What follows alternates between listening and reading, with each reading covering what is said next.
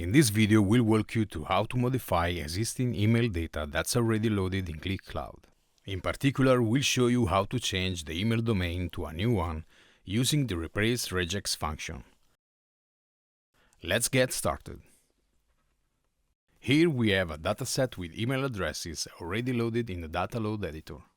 The email column contains addresses with different domains, and now we want to update all of them to the same new domain, newcompany_address.com.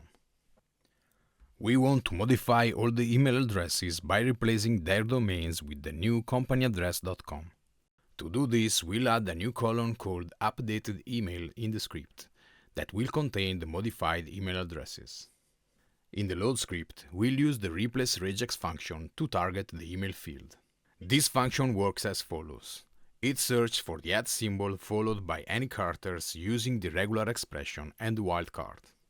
The wildcard grabs any characters that come after the @, so it covers all possible email domains. Now that we've added this expression to our script, we just need to reload the data.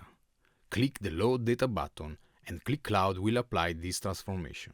Once the data is reloaded, you'll see that the new updated email column has been added with the new updated email addresses.